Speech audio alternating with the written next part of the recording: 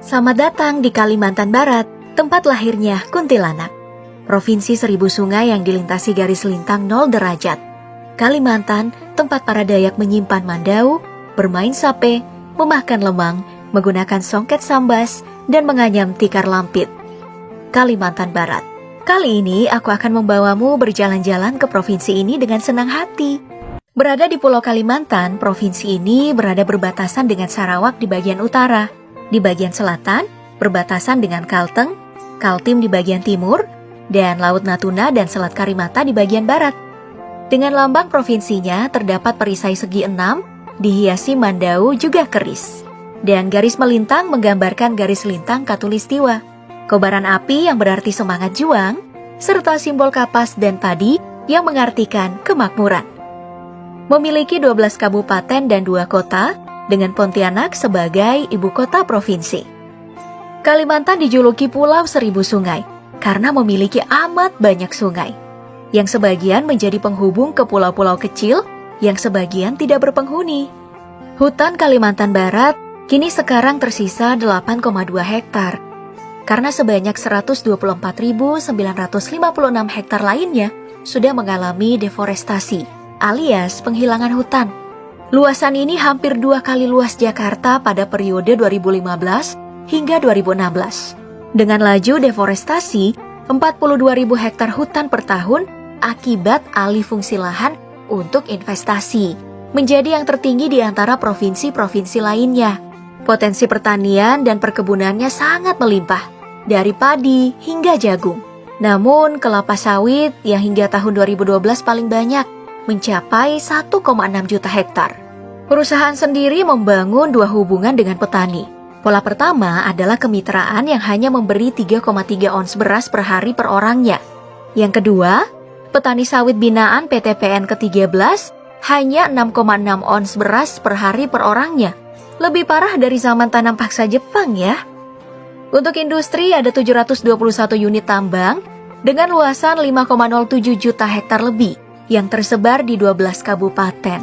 Sedangkan untuk kekayaan lautnya sangat melimpah, mengingat Kalbar berbatasan dengan Laut Natuna, Laut Jawa, Selat Karimata, dan Semenanjung Malaysia. Masyarakat pesisirnya sendiri penghasilan utamanya adalah hasil laut.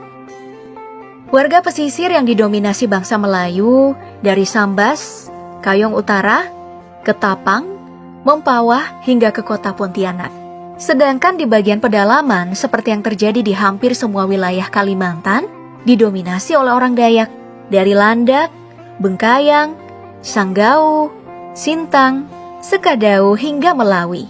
Selebihnya adalah pendatang dari Jawa, Tionghoa, Sumatera, dan Sulawesi.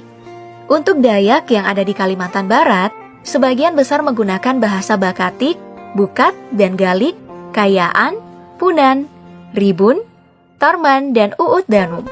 Dengan karakter khas Dayak, penghuni tua Kalimantan ini memang masih menjaga kebiasaan dan kepercayaan tuanya, meski Kalbar sendiri didominasi agama Islam dan Kristen.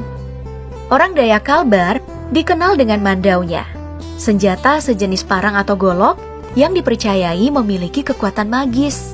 Aslinya itu terbuat dari batu gunung yang mengandung besi, ditempa oleh pandai besi untuk mengisi ruh nenek moyang yang dipercaya bisa menambah kekuatannya, dengan ukiran yang berbeda-beda. Dan jika dijual harganya itu bisa mencapai puluhan juta rupiah. Dan untuk memilikinya, kamu akan diberikan peyang, ilmu perang warisan leluhur yang membuatmu kebal terhadap senjata apapun. Pedang untuk Dayak sampai segitu sakralnya, sampai-sampai diabadikan dalam sebuah tarian, disebut tari perang atau ajat pedang, menceritakan persiapan membela diri bagi seorang pemuda yang akan turun melakukan ekspedisi yang disebut ekspedisi mengayau. Di masa lalu, tarian ini akan dimulai dengan ritual memuja pedang, dengan iringan musik, tebah unop. Tidak hanya menyerang, Dayak juga punya ritual pengobatan nih.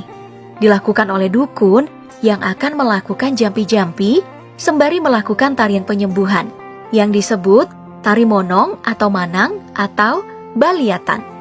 Iring-iringan musik Dayak biasanya dengan menggunakan kolatung dan tawak. Sapek adalah yang paling khas sih, alat musik petik dengan senar 4 dengan bunyi yang lebih melengking tapi lembut. Sedangkan untuk tenunan, di Kalbar kita mengenal songket sambas, kain dengan corak atau motif yang berbentuk serupa segitiga. Sepertinya orang Kalbar pada pandai menganyam ya, karena mereka juga membuat tikar yang khas yang telah digunakan hampir semua orang. Disebut tikar lampit terbuat dari rotan. Dan jika kamu lapar, kamu bisa mencoba lemang khas Kalbar, penganan dari beras ketan yang digulung dengan selembar daun pisang lalu dimasukkan dalam seruas bambu. Wah, bakal lumayan kenyang tuh. Cukup untuk bisa buat berjalan-jalan ke tempat wisatanya.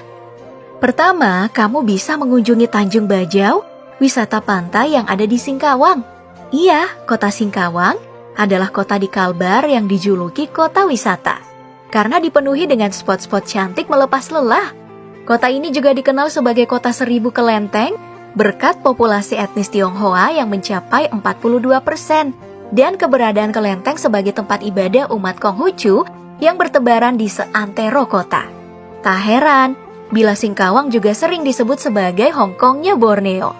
Nah, bila kamu udah puas keliling kota Singkawang nih, coba lepaskan penat di Pasir Panjang Singkawang, pantai indah yang banyak menarik wisatawan luar negeri. Atau kamu ingin menikmati suasana di Tugu Katulistiwa, berada di Pontianak Utara, yang sejarahnya bisa kamu baca di catatan yang terdapat di dalam gedung Tugu. Tugu Katulistiwa ini berada pada 0 derajat, 0 menit, 3,8 detik lintang utara, dan 109 derajat, 19 menit, 19,9 detik bujur timur. Dan untuk posisi 0 derajat, 0 menit, dan 0 detik ternyata melewati taman atau tepatnya nih 117 meter ke arah Sungai Kapuas dari arah Tugu saat ini. Ada fenomena menarik yang terjadi di sekitar Tugu, yakni hilangnya semua bayangan benda yang ada di sekitarnya, termasuk Tugunya sendiri. Itu terjadi saat titik kulminasi matahari atau matahari berada tepat di garis Katulistiwa. Terjadi setahun 2 kali, antara tanggal 21 sampai 23 Maret dan 21 sampai 23 September. Yang menarik banyak kunjungan saat itu terjadi. Alam Kalbar meski diserang tambang dan deforestasi, tapi masih menakjubkan. Hutannya tempat bernaung tupai peminum darah, hewan nokturnal yang sekarang mendiami Taman Nasional Gunung Palung. Dan ya, seperti namanya, konon katanya tupai ini memburu mangsa untuk diminum darahnya sampai mati lemas. Tapi belum ada saksi mata dan para peneliti masih memeriksanya. Julukan itu mungkin diberikan setelah melihat 2 gigi memanjang di atas dan di bawahnya itu seperti taring dengan ujung seperti gergaji.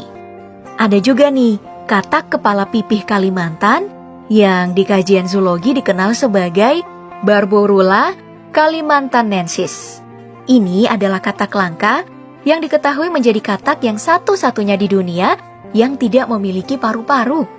Endemik Nangapinoh ini dinyatakan terancam punah karena habitatnya dirusak oleh penambangan emas. Satu lagi hewan yang dijadikan maskot Kalbar yakni rangkong gading atau Rhinoplax vigil, burung besar yang menjadi simbol kedewataan di Kalbar, namun terancam punah hingga harus dilindungi undang-undang. Yang khas dari rangkong ini selain jambul kuningnya adalah bunyi kepakan sayapnya dan suaranya yang disebut calling. Suara yang mirip orang tertawa terbahak-bahak dan bisa terdengar sampai radius 3 km. Wow! Tapi ada juga nih tanaman endemik Kalbar yang menjadi maskot kedua, yakni tengkawang, buah dari tumbuhan meranti merah yang bijinya diolah untuk menghasilkan minyak nabati yang memiliki nilai ekonomis yang tinggi. Kemungkinan besar bisa menjadi alternatif pengganti minyak sawit. Nah, tanaman ini menjadi penutup jalan-jalan kita kali ini. Kita sudah jauh masuk ke dalam hutannya, dan waktunya kita cabut kembali ke rumah masing-masing. Sampai jumpa lagi dan terima kasih.